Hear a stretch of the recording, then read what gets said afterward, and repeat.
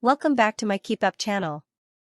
Left to die at the top of the world as fellow climbers walk around him, injured mountaineer is ignored by 50 people who refused to interrupt their own bid for glory to help him as they scaled K2. As Muhammad Hassan lay seriously injured, 1,300 feet from the summit of K2, dozens of fellow climbers carefully edged towards him, risking their lives as they clung to the side of the narrow ledge. And then they kept on going, clambering around the stricken 27-year-old as they left him to die while continuing their own personal bid for glory. Now, after footage of the incident emerged, their decision to leave him has caused an outcry among the mountaineering community.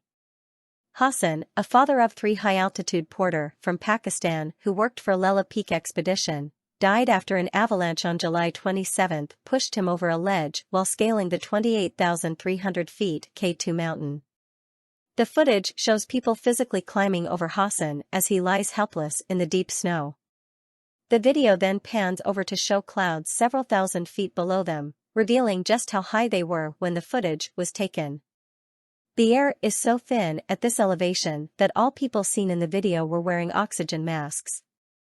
It appears that just one person ended up helping him, an unknown rescuer who managed to keep him conscious for a while before he died of his injuries. There was no rescue operation to help the young man. Fellow climber Wilhelm Steindl, who also participated in the climb but had returned to the base camp earlier due to the dangerous conditions, told Dutch newspaper De Telegraaf that he was sickened by the inaction of the fellow climbers. It was a very heated, competitive race to the top. What happened there is scandalous. A living person is left behind so records can be set. It only took 3 or 4 people to save him. Had I seen it, I would have climbed up to help the poor man. Despite these strong claims, differing accounts of the tragedy have circulated, leading to uncertainty over exactly what took place all the way up K2. Lakpa Sherpa, a mountaineer who was on the climb and took the video, told Mail Online that the footage doesn't capture what actually happened. Some of the climbers and Sherpas tried to save his life although he passed away. The climbers have all spent a lot of money to do this climb, and there is the value of time too for the climb. Hundreds of climbers tried to save him, but they cannot give up their mission.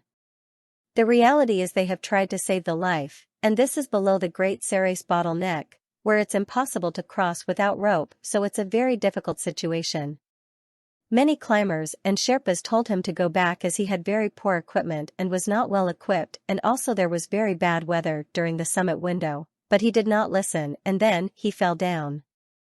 It was very difficult to bring the body down. They have to summit the mountain. There's only a little chance for them.